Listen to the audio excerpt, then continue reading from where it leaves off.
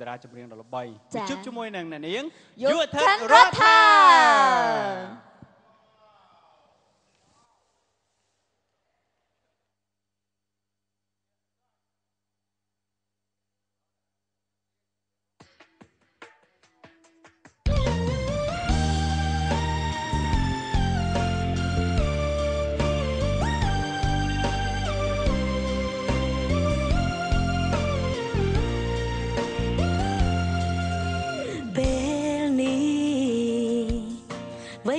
បីមិនដូចកាលគ្រាមុន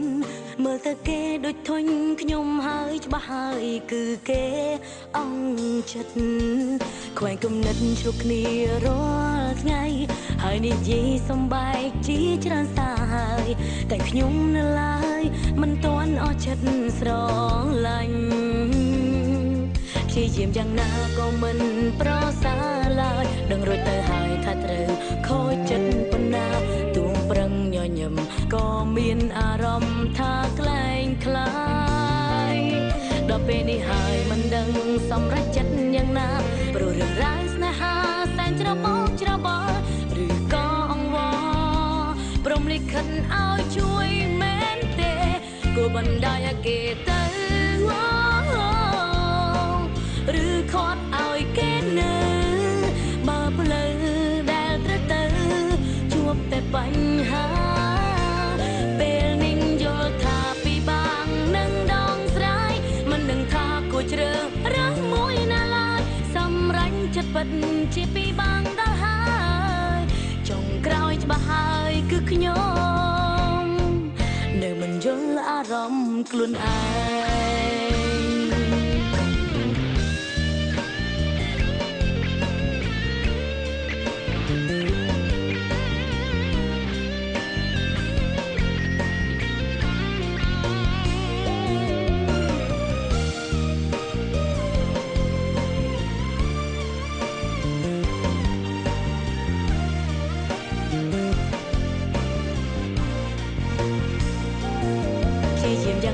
ក៏មិនប្រសើរឡើយដឹងរួចទៅហើយថាត្រូវខូចចិត្តប៉ុណ្ណា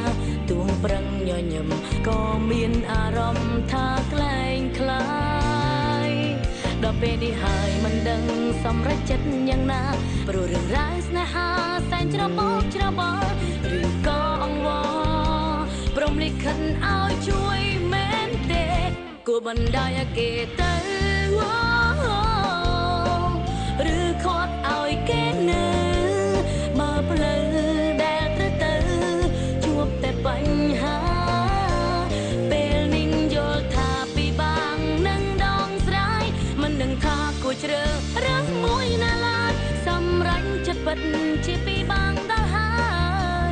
ចុងក្រោយច្បាស់ហើយគឺខ្ញុំនៅមិនយល់អារម្មណ៍ខ្លួនឯងគួរបណ្ដោយឲ្យគេទៅឬខាត់ឲ្យគេនៅបើផ្លូវដែលត្រូវទៅជួបតែបញ្ហាពេលនេះយល់ថាពីបាងនឹងដងស្រ័យមិនដឹងថាគួរជ្រើសរើសមួយណាឡើយសម្រេចចិត្តពិតជាពីបាងដល់ហើ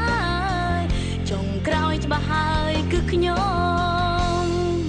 នៅមិនយល់អារម្មណ៍ខ្លួនឯងគួរបណ្ដោយឲ្យគេទៅឬខាត់ឲ្យគេនៅបើផ្លូវដែលត្រូវទៅជួបតែបញ្ហា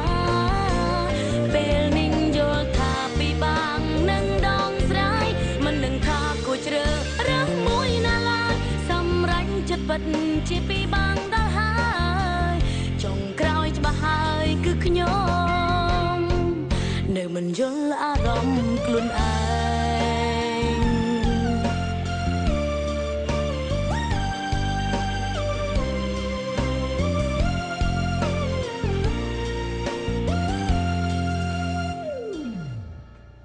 អរគុណចានេះជាបទថ្មីសម្រាប់អ្នកខ្ញុំនៅផលិតកម្ម Town ផងដែរចាអរគុណរីករាយជាមួយនឹងខ្ញុំនៅចម្រៀងមួយបទទៀតជាបទថ្មីផងដែរចាអរគុណ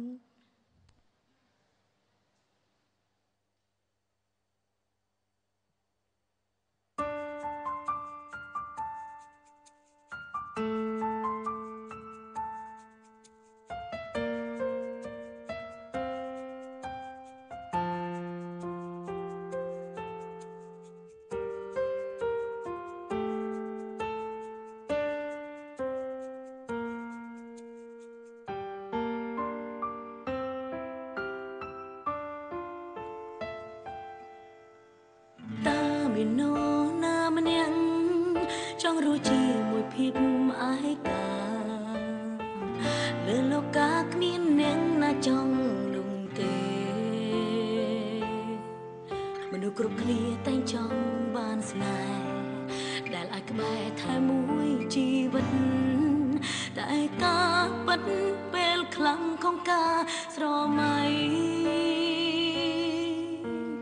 ពេលមិនធ្លាប់ខូចចិត្ត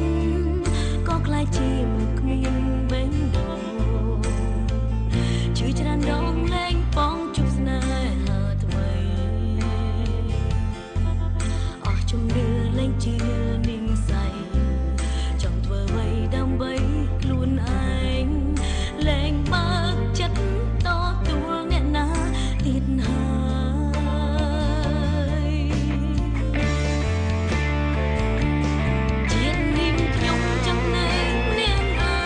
ងនៅអ្នកឯងពេញមួយជីវិតចិត្តនេះលែងមានក្តីស្រឡាញ់ដូចមុនហើយម្នាក់ឯងយូរពេកទៅជាធ្លាប់លែងទម្លាប់ឲ្យគេខ្វល់ខ្វាយ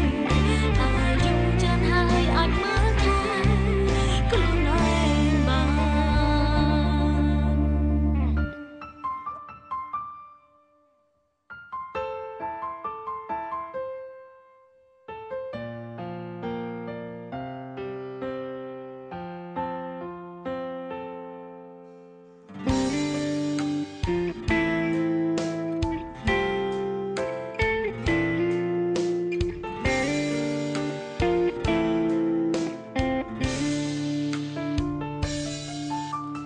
អរគុណមនុស្សប្រុសម្នាក់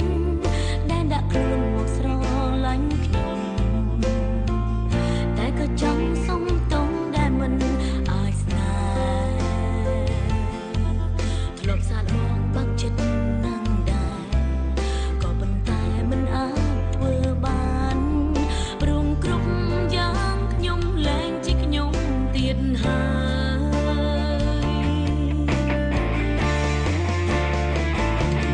ជាតិនេះខ្ញុំចង់នៅនាងឯងនៅអ្នកឯងពេញមួយជីវិតចិត្តនេះលែងមានក្តីស្រឡាញ់ដូចមុនហើ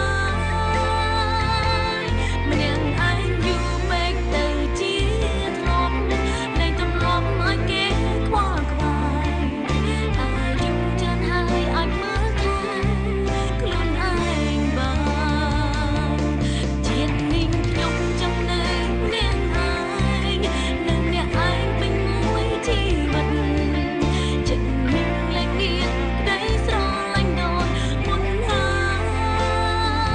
យម្នាក់ឯងយូរពេកទៅជាធ្លាប់លែងទម្លាប់ឲ្យគេខ្វល់ខ្វាយតែយំច្រើនហើយអាចមើលថែឯងបាន អាយុច្រើនហើយអាចមើលថែខ្លួនឯងបាន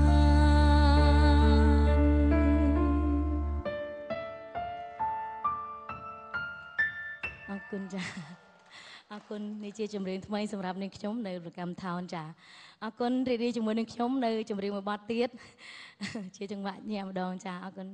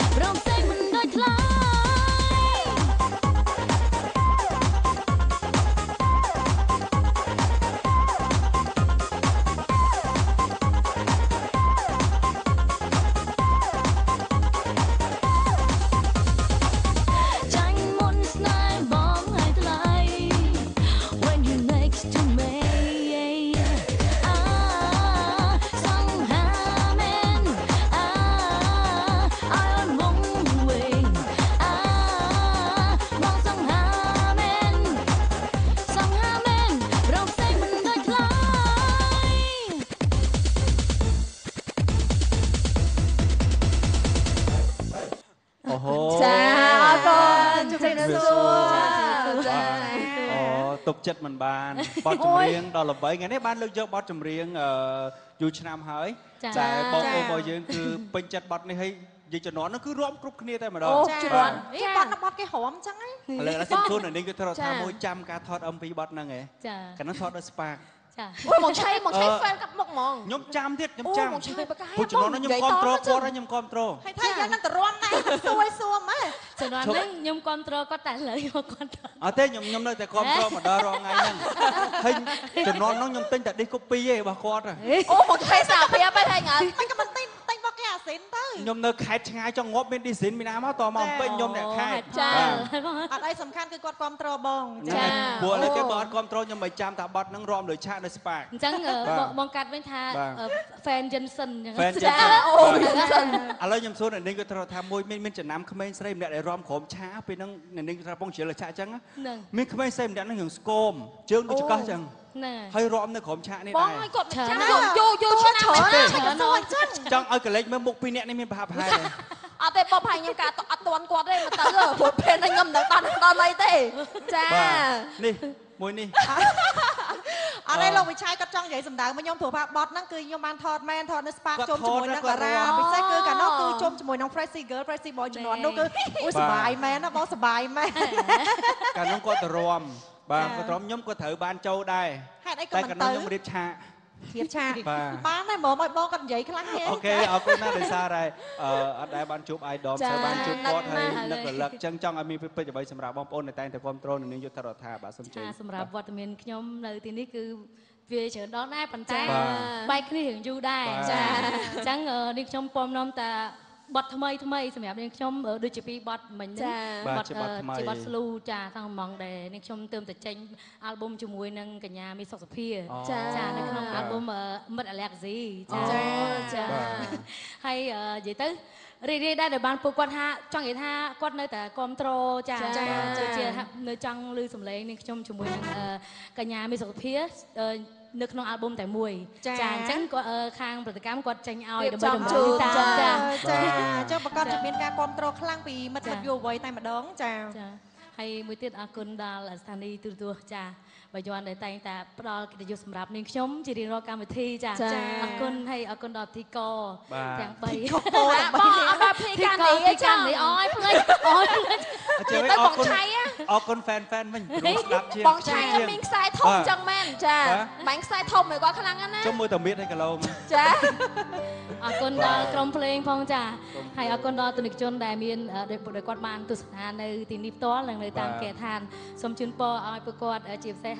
សុខភាពល្អទាំងអស់គ្នាចាហើយសូមផ្ញើក្តីនឹករលឹកពីនាងខ្ញុំនៅក្នុងស្ថានីយ៍ទូរទស្សន៍បាយ័នទៅដល់បងប្អូនទាំងអស់ផងដែរចាសង្ឃឹមថាអាល់ប៊ុមថ្មីរបស់នាងខ្ញុំជាមួយនឹងកញ្ញាមេសុខភាពនឹងទទួលបានការគាំទ្រចាចាអរគុណច្រើនអរគុណចាផ្លេចមួយទៀតបាត់ផ្លេចមួយផ្លេចនេះបងបន្ថែមបងមិញខ្ញុំមានបាត់កម្មវិធីមិញហើយពេកអរគុណដល់បងអូនរ៉េតសាឡនចាគាត់ខំច្នៃម៉ូតសក់ឲ្យអូបាទចាជួយបងមកអត់ sponsor នេះអរគុណចាអរគុណចាច្រើនអរគុណពីកម្មវិធីរបស់យើងអនុញ្ញាតសម្រាប់បន្តិចសិន